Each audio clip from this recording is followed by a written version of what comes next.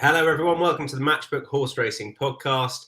Oh, it's a good weekend of European racing this weekend. We're going to finish up with the Prix de Triomphe. So if you're looking for that preview, perhaps you're listening to this on Saturday as a recording, skip on to Sunday. You'll find it right at the end.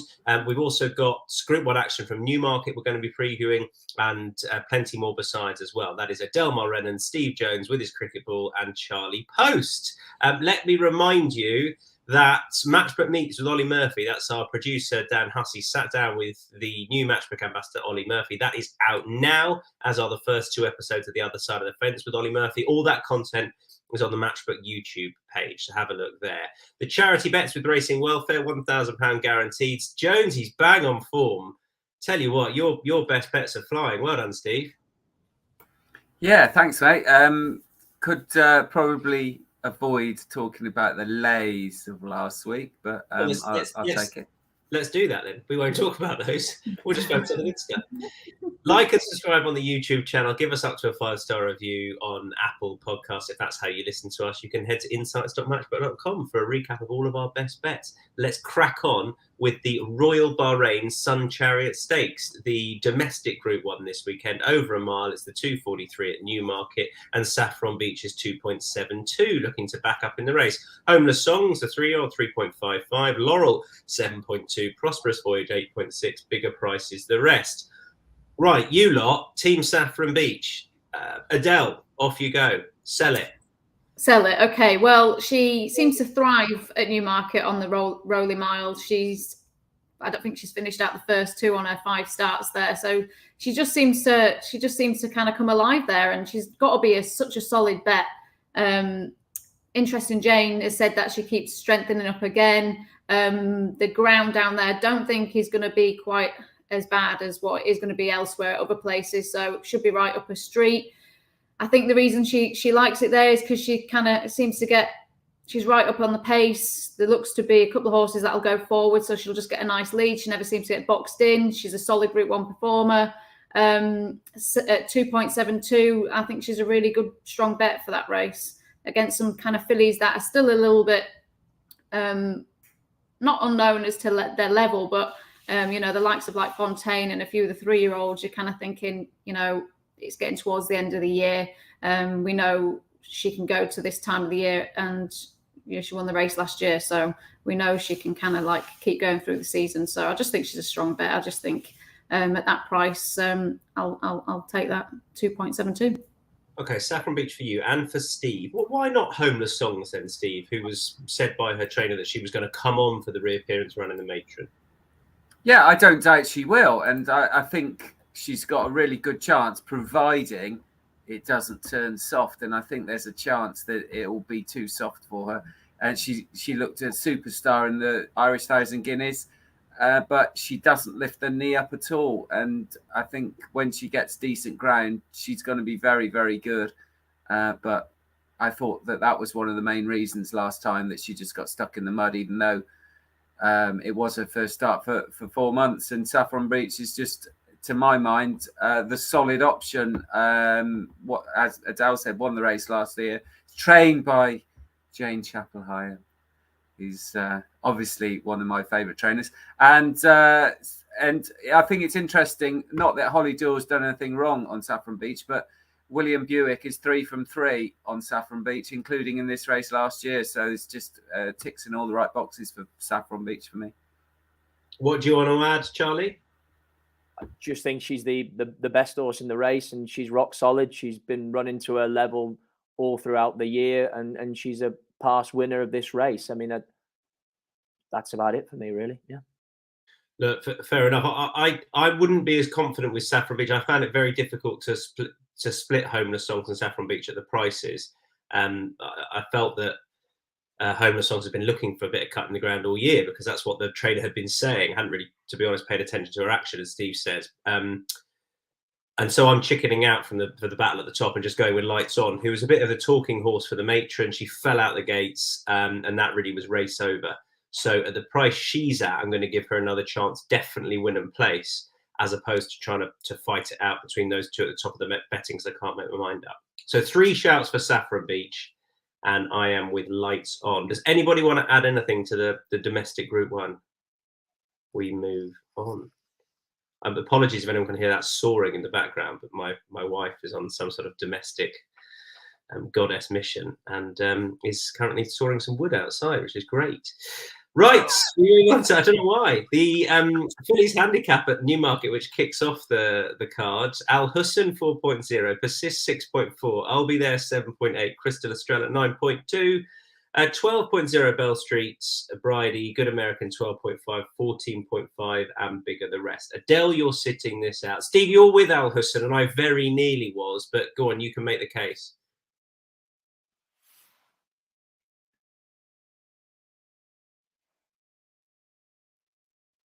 Come on in again, Steve. Come on in again.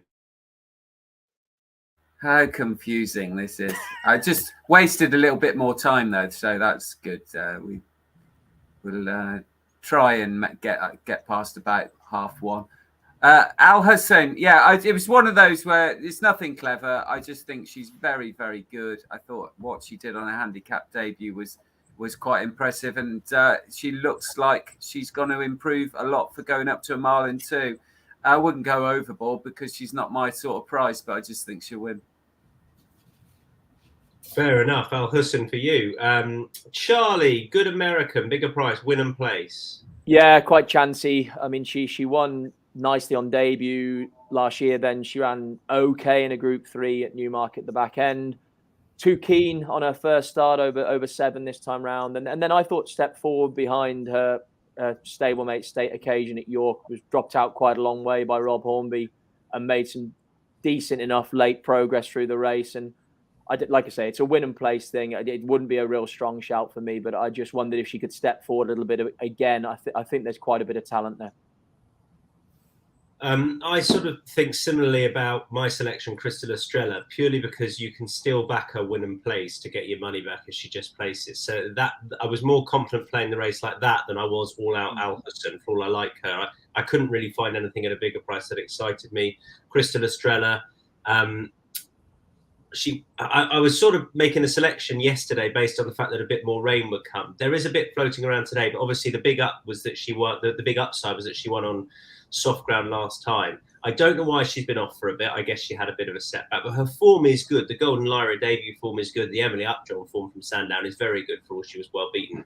So I think it's easy enough, as long as she's ready for this reappearance, to suggest that a mark of 89 is well within her compass. But 13 in the field, a win and place for me, I think is the sensible way of playing it. I'd worry drawn 12 if she comes out and is given a patient ride. I'd worry a little bit about that, but she is pretty forward going, so I thought win and place Crystal Estrella was the safest way to play the race. Okay, we move on to Ascot. We're going to come to now. So this is the 151. It's a tricky little sprint. We've got a couple of sprints at Ascot. I'm sitting it out because I thought it was too tricky. Amici is 3.95. Skysail 6.8. Union Court is 6.8. Prairie Falcon 17.5. I feel like I'm getting confused here because I'm on a different race. I was getting confused as well. I'm reading out completely the wrong races. So we've got producer Dan the 151 in between this. We can just stick with Newmarket if you want. That's the next race at Newmarket, which is very difficult. Even Dan's trying to delay you from getting away. We're going to stick with Newmarket. Right, here we go. Stick with Newmarket. So Amici's 3.95, Skysail's 6.8, Union Court 6.8, Safari Dream 11.0. Then we'll do all of Ascot. Best laid plans. I'm not going to give out all the prizes. It's a fiendishly difficult 150 grand sales race. So who do we like? Adele, I'll come to you first of all. Just a place bet for you. Actually, Charlie agrees. Go on, Adele. Okay, so I've gone for Prairie Falcon of Michael Dodds, who is probably unlucky not to have won his last 2 starts. He couldn't get a run at all at Redcar, and Michael turned him out a couple of days later because he barely even had a run, really. And he did the right thing, and he won up at Ayr. I still think there's a little bit left in the tank. Even the race which he won down at Goodwood seemed to worked out really well. Michael has got really good form down at Newmarket this season. I think he's like 3 out of 5 of his runners on the Rolling Mile. Even the July course, he's got a 50% record there as well. So, I wouldn't look past any of like the northern horses that are going down there. And like I said, Michael's got a really, he's got a good, strong record down there. He doesn't go down there very often, but when he does, he seems to do well. He's got a really good attitude, this horse. He stays well as well. I just think at that price, I think considering, like I said, Michael's horses, they can win at big prices down there. So a little place bet on that. Charlie Poste. Yeah, I mean, it's a fantastic prize as well, isn't it, for a race with the greatest respect in the world, quite a lot of fairly just ordinary performers. And yeah, Prairie Falcon, I'm going to chuck in another stat. I think William Buick is 3 from 6 for Michael Dodds as well. So eye-catching that he's taken the ride on this horse. And yeah, I just agree with Adele. I think the fact that he stays a little bit further is great. Ramazan, who he beat at Ayr as well, also ran well behind Galeron in that big sales race at the Curragh recently. So yeah, the prices, I don't think he's got loads to find with the main protagonist at the head of the market and a horse on the upgrade. And yeah, massive respect for Michael Dodds. And Steve, you're with a horse drawn high, and I am as well. Did you want to be high, or is that just because you fancy the horse and the horse happens to be drawn high? Yeah, I don't really want to second guess the draw in this race, but it did appear to me that there was plenty of pace high, so that was a good thing, I thought. But it's not always easy. But stand side can sometimes be the place to be. It was in the Cambridgeshire, wasn't it? I think, if my memory goes back 7 days. That's I don't think it's a bad thing, but I wasn't really all that fussed about the draw because in a race like this, it's not easy to second guess. And Red Treasure is the horse that I like at about 23.0, I think, right down the bottom of the weights. So she's getting a fair chunk off a few of the others. And I think she's done quite well recently. She's certainly the form of her Southwell win, where she was really strong at the finish, which I thought was good for a race like this, where they'll surely go quite quick and it'll be a proper test at 6 furlongs. And she beat a horse called She's Sentimental, who's won twice since that race. So that's the form stacks up there. And Red Treasure had, although that was all weather form, and she's run well at Kempton since, only going down by a head when she blew the start, which wasn't ideal, certainly around Kempton over 6. She did finish runner-up twice, albeit on fast ground on turf earlier in the season. So I don't think there's a problem with the softer ground on her pedigree. I just thought she was worth chancing. I thought she was overpriced at 23.0. It's a tough old race, though. It is, isn't it? I don't know. I think after last week, it's worth sticking high. For all they all raced low last week until the Cambridgeshire, but then the winners came up high. So I am going to stick high. I'm with Georgiava, who won with a bit of cut in the ground last time. Again, making the selection in the hope there's going to be some soft in the going description, or at least good to soft. Not as much rain as I thought it'd be yesterday, but I'm going to stick with it. She's got her confidence by winning last time. I think a pace at this trip will suit, and I think she's drawn the right side as well. I was surprised she's as big as she is off the back of that success on soft ground last time. Steve? Yeah, I just noticed who you've put up, Georgiava, who beat my fancy Red Treasure ahead at Brighton early in the season. So it'd be interesting to see how they came up. They're similar sorts of prices as well. So I wanted to play a big price anyway.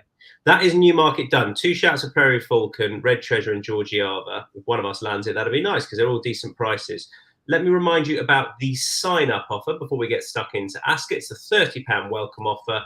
Money back as a free bet if your first bet loses. Use the bonus code INSIGHTS30. That's INSIGHTS30. Place your first bet. If it doesn't cop, you get your money back as a free bet up to £30. The full terms and conditions on the Matchbook website, 18+. Be gamble aware. And in all seriousness, it's the best way to support this podcast if you do like the content we provide you with, because if you don't have a Matchbook account and you open one up and you place bets on horse racing, hopefully winning ones, then that reflects well on us, obviously, because all the metrics, it's all about whether or not people are betting on horse racing with Matchbook. We want you to have a Matchbook account. And hopefully you like the content, and therefore open up an account if you don't have, and you'll like to get best odds as well. So it's well worth doing. Okay, the 225 at Ascot. We come to the 151 at Ascot. There we go. 151 at Ascot. That's the first race at Ascot. I'm sitting out. I thought it was a horrible little race just to find the winner. I thought it was very difficult. 5.1 the field, Manican, 6.2 King's Lynn, Ibro River 8.2, Tis Marvellous 8.8, Ainsdale 9.2, 10.0, and Bigger the rest. Adele. Okay, I've gone a little bit wayward at a big price. Came from the dark. I'm going on the fact that he's had a wind operation, and prior to this season, when he had his reappearance in the Palace House, he'd been off over 300 days, and horses, when they've been off that long, they can get quite fat in their wind, because obviously they're not exercised as much, or doing really hard work. So he has previously run well when he's had a wind operation. I think I was back in like 2021. Just hasn't quite been finishing off his races this season. So hopefully a factor of the wind operation, dropping down into listed company, hopefully might see him get kind of like back on track. It was a race where I like so many of these sprinters for different reasons. Some of them are dropping, a lot of them are dropping down in class. But I just thought, let's just have a nice little place bet on him and hopefully see him get back onto some kind of like better form. Yeah, that's came from the dark. A place, Steve. Didn't think there was much pace in this race, and I thought that it might be hard enough to come from off the gallop. And although I was sort of tempted by Method, who might just he's got a fair record on softer ground and likes to race up with the pace, but the one that I think is much more solid, and I think is probably way overpriced, is last year's winner, Tis Marvellous, who won this last year on soft ground, on very tested, probably more testing ground than it's going to be, beating Minzal, who obviously won the Sprint Cup, and Dakota Gold, who's a very reliable horse. So given Tis Marvellous's record at Ascot, which is very good, especially over this 5 furlongs and with no problems over the ground, I think Tis Marvellous is a really good bet. Tis Marvellous for Steve. And Charlie, the closest I was Manican, who clearly likes it here, and I thought ran pretty well last time at Newbury, but I chickened out. Yeah, I really like Manican. I was with him when he won at the Shergar Cup meeting, and he ran really well at Royal Ascot here back in June as well. I thought the Newbury run was a real good run. I think Mick Bahi's a very exciting young sprinter. I think he goes for the Abbey, doesn't he, this weekend as well? And you could argue he was a little bit unlucky. I mean, he is a hold-up horse. I think he just got checked slightly in his run and finished the race off really well. He was only beat a neck. And yeah, I thought there was quite a lot of exposed sprinters in this, and I feel like he definitely isn't. He's a 3-year-old on the up, and I was actually quite sweet on him. I thought this race, like I say, had plenty of exposed horses and horses that are coming back with excuses, whereas he's been running solid the whole way through. So Manican at 5 or 6.0, I thought was quite a good bet. Okay, Manican Tis Marvellous came from the dark for the Oakman Inns Rous Stakes. We move on to the, I think it's the Peroni Nastro Azzurro. Well, everyone's beverage of choice, but not a bad one. Cumberland Lodge Stakes, Group 3, over 1.5 miles. And Hamish is 2.52, High Definition 5.6, Cresta 6.6, Get Shirty 9.6, Third Realm 12.5, Yukon Glen 14.5. Right, Candleford 21.0. I'm going to start off there if you don't mind, because I sat the last one out. And how is this horse this price? He wants to go right-handed. That's what his trainer confirmed after Ascot. And then he ran him at Newmarket on the July course. Doesn't really count as going that way around. And I don't think he liked it very much at all. He was held up. You wanted to be on it. Then he went to York, again, left-handed, not his bag. He got a bump as well.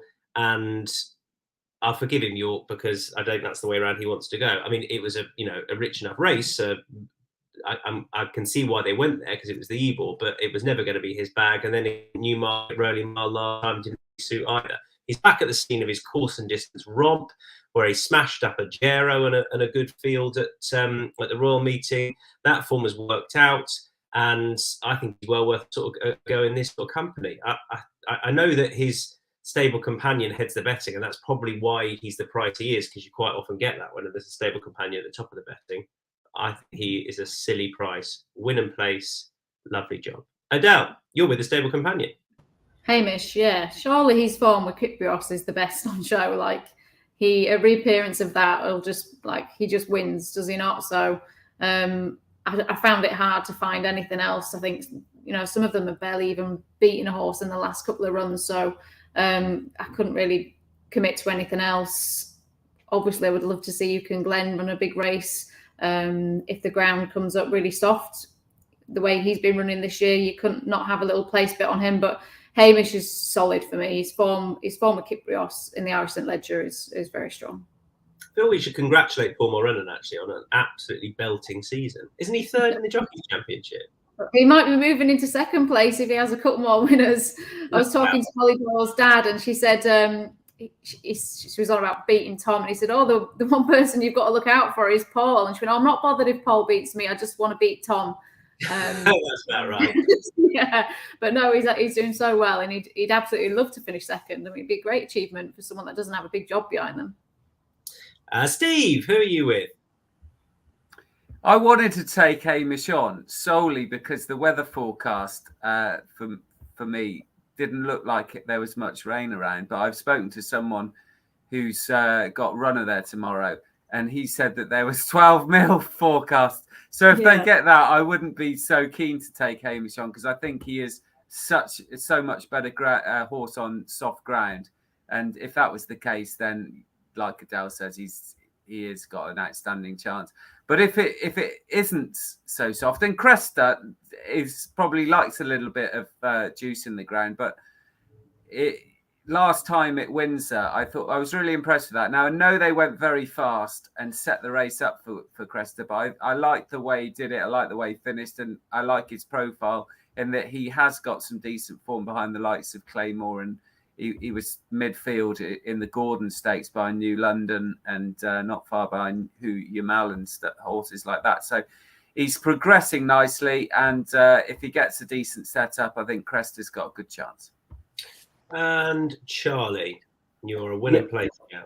Yeah, winning place. I mean, Hamish is very solid, and I must admit, I looked at Cresta as well myself for the reasons Steve just said. But I can't get Shirty. I thought he ran well enough in the Doncaster Cup. He possibly didn't quite see it out, but he was sort of bang there, 2 down. He ran a cracker in the Ebor from a very wide draw, and he was really impressive before that in the Old Newton Cup. And he is another one that definitely won't be inconvenienced if they get plenty of rain, as in the slower ground will suit him.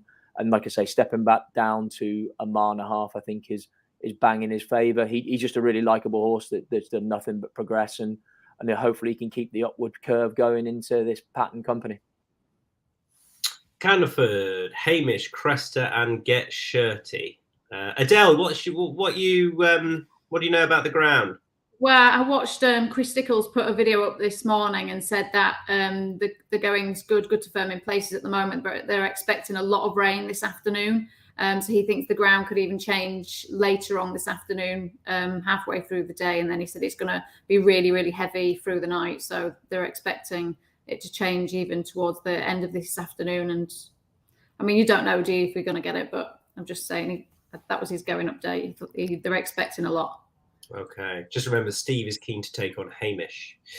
Right, let's move on to the next. The Bengough Stakes. Really wants to take on Hamish. Desperate to take him on. No chance, he says. The John Guest Bengough Stakes is the 3 o'clock. And Rohan is 4.6, Comanche Falls 6.6, Flaming Rib 8.4, Al Sahel 9.0, Summergan 13, 13.5, Gale Force Mire, as is the Dream, last year's winner. How's she that price? She loves it here, should get pace to chase, and she won it on soft last year. That's my selection. Charlie, who do you like? I was tempted by Iraz. I think there's a big performance in him, but I just couldn't get away from Rohan in the end, as in, I think he's 3 from 4 at the track, including 2 Wokinghams. He's a proven Group 1 performer. You know, he ran cracking in France, ran really well in the Sprint Cup the other week, finished third. I think there's enough speed in this race. I just think it's all set up for him, if I'm honest. I was trying to take him on, but I kept coming back to him. And I think, again, he's really solid at the head of the market. And he's just a thoroughly likable horse, you know, and you know, he deserves another big race and a success at Ascot that he loves dearly. And like I say, all his peak performances have come there. So I couldn't get away from him. Rohan for me. Adele? I'm going to go win and place with Flaming Rib. I mean, this horse barely ever runs a bad race. I mean, and he's ran 2 huge races at the very top level this season. The Commonwealth Cup was one of them when he was second, and then he was second at Haydock as well. I just think he's just such a solid little horse. He came good like this time at the end of last season, albeit I know he was a 2-year-old and at a lower level, but he's just such a nice, straightforward horse. And you know, he's massively strengthened up from his juvenile days, and you know, he's kind of turned into a real nice, solid sprinter. So I'm just going to have a small win and place bet on him. Hopefully, he'll finish the season off with a win, which I'd like to see him do. I have a Dream, Flaming Rib, Rohan, and for Steve, it's Eraz. Yeah, it is. I was keen on, like Adele, I was keen on Flaming Rib, and I am keen on Eraz, who finished behind Flaming Rib, went 6th in the Commonwealth Cup, but from a poor draw, even though Perfect Power was drawn in 1, Eraz kept getting pushed to the far side and was trying, I thought, came with a challenge, and then it just petered out. And I think where Eraz was on the track didn't help, and kind of meant that he faded more than he would. Now, the proviso is, if they do get the rain that Adele said Chris Stickles was anticipating, then I'd be quite a little bit cooler on Eraz, because I'm not convinced he wants it really deep. If it was just good to soft, I wouldn't be too bad. But if it goes testing, then I wouldn't be so keen on Eraz. But as it stands, with good ground, I'm with Eraz. Like Charlie said, I think he's got a big performance in him, and he is returning from a bit of a break. He hasn't run since Royal Ascot, but I'm sure he's up to this sort of level. Okay, 4 different shouts there. I think we got 4 different ones in the next, but that's unsurprising given it's a big field, 7 furlong handicap at Ascot on that straight course. There are the points. Symbolize 7.8, Safe Voyage 8.0, Fresh 8.2, River Nymph 8.6. I'll leave it there because some bigger prices are going up. In fact, let's see what price Silent Film is, if we can, for Steve, because that's where we'll start. 19.0 for you, Stephen. Silent Film. Yeah, this is a big field, and it was a big field last year, obviously, because these Ascot handicaps over 7 furlongs tend to be really big fields. And but last year they didn't go a great pace, and I don't think they're going to go a great pace this year. There doesn't seem to be a huge amount of front runners. And drawn on the stand side, Silent Film ran really well in a similar race to this last time behind, where he split Fresh and River Nymph, when again they didn't go all that quick, and Silent Film was in the right place, and it was only beaten a neck. And that was, although maybe he was in the right position, he was always gonna be, kind of thing, and he always is likely to be this time. And that was definitely a return to form. Harry Davis has got a really good record. He rode this horse last time, but he's got a really good record when he's riding for Charlie Appleby. And I just thought, in a difficult race, Silent Film was overpriced. The other one is Paul Morellan's mount, Sir Dancelot, at about 50s. And I was very tempted by that, but I'm just a bit put off by the potential lack of pace, because he was a very good horse, group horse for David Ellsworth, and he's with John Butler now, who's very shrewd at getting these horses winning handicaps. So I wouldn't rule him out at a massive price. Let's actually have a look at the market again, if we can, because we'll scroll down and I'll point out there's plenty of margin in these prices, because we're early on. We're well over 24 hours before this and before the heat of the action tomorrow. So they will fill up a good bit. They are 38, 48 the margin. So they'll get closer together and the price will get bigger. Paul Morrennan on board Sir Dancelot. Adele, your shout fresh. Well, in fact, you've got two. So you've got New Kingdom. I wonder if we can see what price New Kingdom is there, and fresh towards the top of the betting. New Kingdom 19.5 out to plays 25. So look for somewhere in the middle of that. And fresh is an 8.2 shot. That's a fair price based upon he heads the betting with most of the other bookies. Go on, Adele, make your case. Yeah, not a bad price at all with fresh. They have decided to stay at Ascot because he's certainly absolutely loves it there. They could have gone up to the Air Western meeting with him. He doesn't win by that far, so he only won by a neck the last time, so he's only gone up a pound. He's only small, like his name, fresh. That's how he kind of likes to be kept, so he doesn't really overrun too many times in the season. Just purely on the fact that he loves Ascot. I mean, how could you not go against that? And then just for a bigger price, New Kingdom, I think, is still unexposed really at the trip. He'd been running obviously over a mile and a mile too, and that was the first time at Doncaster he'd kind of come. He'd ran on ground with a little bit of cut in it as well, and he seemed to really like it. I know it was the cheap pieces on for the first time. It probably wasn't the strongest of races, but just kind of like a mixture of a few things with him. The fact that he's still only lightly raced, the cheap pieces seem to do the job. Still unexposed on the ground on the trip, so I just think he might still have a little bit of improvement with him. I remember interviewing William afterwards, and he said he's basically just a handicapper, but he still might have a little bit left in the tank, given he seemed to kind of like appreciate a few different things. So you never know.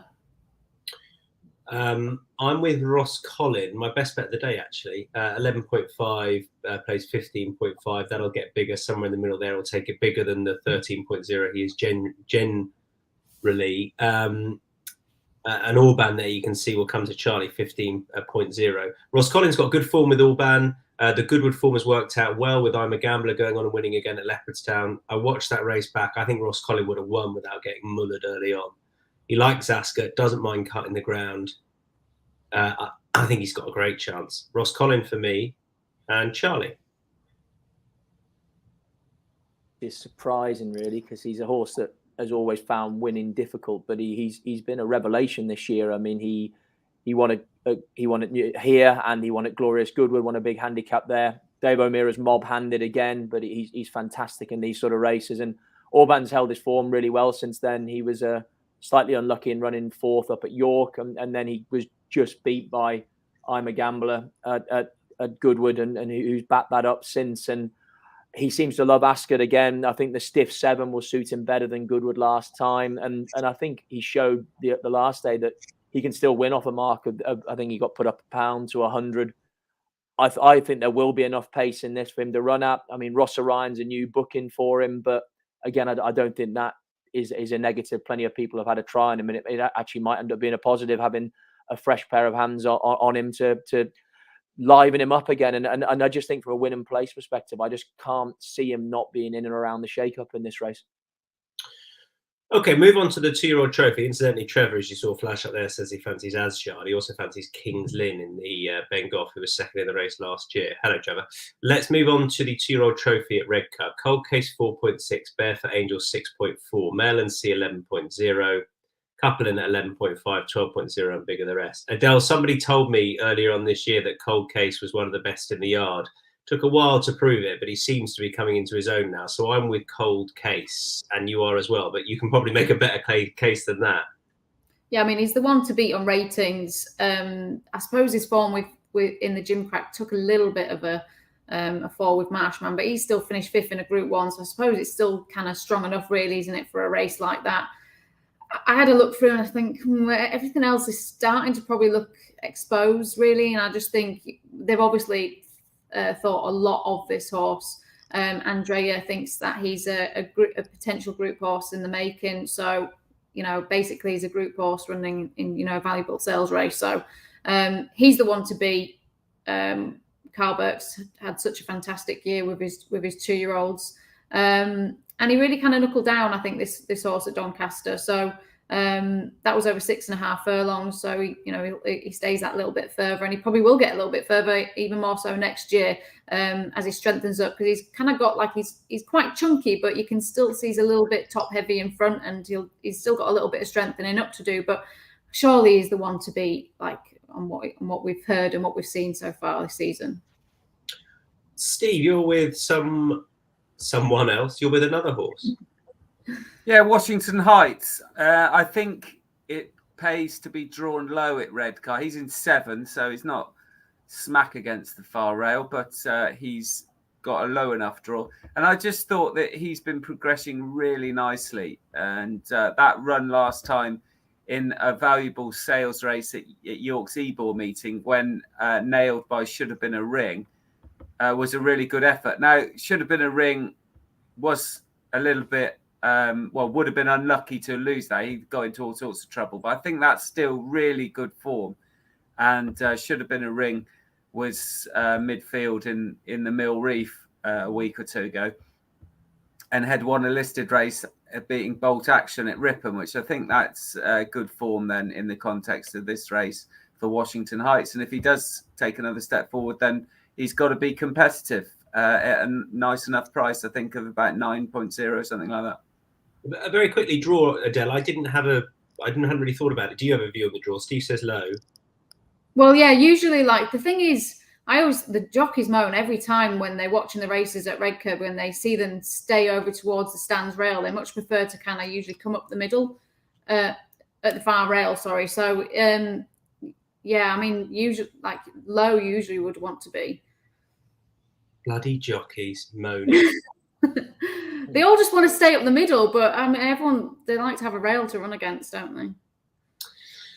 Okay, Charlie sitting that one out. Right, we are going to the Arc. Yes, we are. Then we're going to do any other bets. I don't know. Prix de l'Arc de Triomphe. I need help with this. I'm going to get mine out there straight away, which is Alpinista, purely because I think she's the most solid.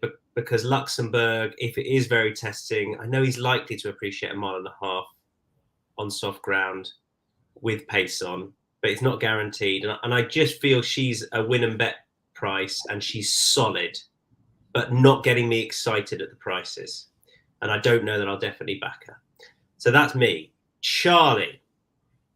Yeah, I think it's a really tricky race to work out. I mean, like you say, Luxembourg does possibly have star quality, but I don't know. They're saying it's going to be very, very testing ground, and I don't know. I still would want to see that he's got the absolute resolution for 1.5 miles in very bad ground. And yeah, Alpinista just more because I think she's incredibly versatile. I think she's got a decent draw. You know, she's on an absolute roll. Fillies and mares have a good record. I mean, I think they won 6 of the last 10. And yeah. I mean, like I say, it's not one that I'm going. Oh, I think this is a really, really good bet. It just came down to the fact that I just think she is incredibly solid. Like you say, she got a brilliant attitude as well. I thought the Yorkshire Oaks was a really good performance. She had 2 Oaks classic winning 3-year-olds, well beaten behind her, and she just seems to be progressing from race to race. And she's had a light campaign as well going into this. Yeah, so sorry, just to give you the prices, 4.5 Luxembourg and 6.5, 2 points bigger is Alpinista. I hadn't looked at the selection. I didn't realise that 3 of us had put her up. So Adele, you're with Alpinista as well. How confident with her? You're more confident than Charlie and I. I don't know, not really. No, and I say it's kind of like awful that I'm not. Not really a team, is she? Go on. It's because of the race, isn't it? We know, look at last year's winner. You know, huge price. Like I just think she's such, like, if you're going to tip one, you want to look for something that you're going to get a good run for your money, and that's one thing you're going to get from her. She's solid. I think she's been impeccably campaigned by Sir Mark Prescott. You know, she's won a last 7 starts, 5 of those at Group 1 company. She travels well, we know that. She's won out in Germany, she's won out in France. She's so straightforward. You can ride her anywhere in the race. Love hearing the stories about her. All she does is kind of eat, sleep and drink. And that's what you want from these horses that are travelling abroad. Like Luke Morris isn't tied down to any tactics with her. She can make the run in, she can drop in, she can hold up. I just think she's just so solid if you're going to give a tip in the race to pick. Yeah, I agree. I can see her there or thereabouts. And at the prices, she's worth playing win and place, I think. Steve, Ernesto, can see that. Yeah, I just now I haven't checked this stat out, but I'm told that the last time the Arc winner was stepping up to 1.5 miles for the first time, like Luxembourg and the likes of I think the Daney and a few others, was more than 30 years ago. So Luxembourg's favourite, Ernesto, was half a length behind Luxembourg in the Irish Champion Stakes and is 13.0. And splitting Verdani, who was okay, a bit unlucky not to finish close. But Ernesto was fifth in the French Derby when looking for all the world like wanting the step up to 1.5 miles. Got that at Longchamp in the Grand Prix de Paris and won that, had the Ledger winner well back. So I just don't understand the prices. Ernesto goes on soft ground. Stéphane Pasquier, who won the Arc on rail link rides. It's just a crazy price for me, crazy. And I can see Alpinista running a really good race. She is very solid, but she's not spectacular. If she wins it, then brilliant. She's it's going to be great. But I think the overpriced one is Ernesto. At 15.0, I think a cogent case made there. So the last 10 winners are all won over the trip. So there's just doubts there, isn't there? Against you don't go into these top class races on testing ground with stamina doubts for me. And I'm wondering. I might pose the question on Twitter. Who was the last? I think it was Saumarez, or I'm told it was Saumarez. Well, it's 1990 or 91 or something. It's a really interesting conundrum, I think, for Luxembourg. For he looks as though he's going to appreciate it. Right, any other French bets? 3 shots for Alpinista, there 1 for Ernesto. I love this, Steve. Straight back at you. You've gone for the handicap at 7 o'clock. I do a lot of work on French handicap, or I do a bit of work on French handicaps, and I like doing them. I think the same horses turn up quite a lot of the time. It's a horse called Gaydar, Andre Fabre, who probably won't win the Arc for the 9th time, but I think he will win this. There's no prices up at the moment, but if Gaydar is about 7-2, even 3-1, I think is better the weekend. Might go off a lot shorter, I don't know, but it's hard to read the French markets, obviously sometimes. But Gaydar in the 7 o'clock. If you're at Longchamp, don't go home early. 4.0 to Paris on the drink. Steve is looking for Gaydar. Charlie? Put up C. La Rosa tomorrow. I think she's really likable, very progressive filly. I'm not wild about Very Elegant, the Australian horse that pitches up here and sort of takes her on at the head of the market. And that's probably why I've put her up. I mean, her form ties in with Emily Dickinson, who also reopposes, who maybe was a bit unlucky at Goodwood and didn't have the sort of perfect run of the race when Sila Rossa won. But Sila Rossa then backed that up again next time at Deauville over a mile and 4. I think she'd be much better suited again by going back up to a mile and 6. And she just displays a really good attitude. And I think she'd go with a bit of cut in the ground as well. She has done before. So, yeah, just because of my reluctance about Very Elegant, I was quite keen on Sila Rossa. That's in the Prix de Royaume, and I share that concern about Very Elegant. I'm with Above the Curve in the Prix de l'Opéra. She had a good blow after her win at the Curragh on soft ground. Her assistant trainer suggested she was about 80% ready, and they were surprised that she ran as well as she did and she won. There should be a lot left, and really the market's framed around Nashwa, who'll be tough to beat, but I think there's a bit of juice in the price of that Above the Curve. Lays, Steve, nothing for you after last week's disaster, but you did know your best bet. I've got nothing either. Adele? Sorry, Charlie. Based on the ground, but he might drift out anyway. It's too big a price to lay, and he might not even run if it turns really soft, because I think he's the only time he's really kind of been beaten was kind of like the back end of last year, and that was on cut in the ground. So basically just on that, really. That's Manukyan in the Bengough. And Charlie? Yeah, I agree with. I think Adele is right. I think if it comes up soft, it definitely will be against Manukyan. I put up Equality. I mean, he was fantastic last weekend at Haydock, but I thought he had the run of the race. He's up 10 for this quick turnaround, and just thought there's a few more progressive young horses in against him this time. And like I say, he might well win, but I think he was like I don't know, 3.0 or 2.75 or something in a competitive sprint, up £10 a week later. I just thought there were grounds to take him on at the prices. And he was definitely the right side in that Haydock race. Yeah. I know, because I backed something out of one the other side, and it was an absolute shit show. So interesting. I had a look at that race as a result of that. Best bets.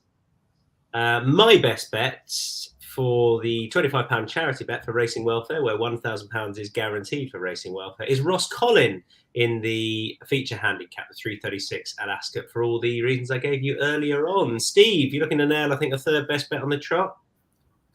Course and distance, last year's winner, Tis Marvellous in the first at Ascot. Charlie Poste, your best bet.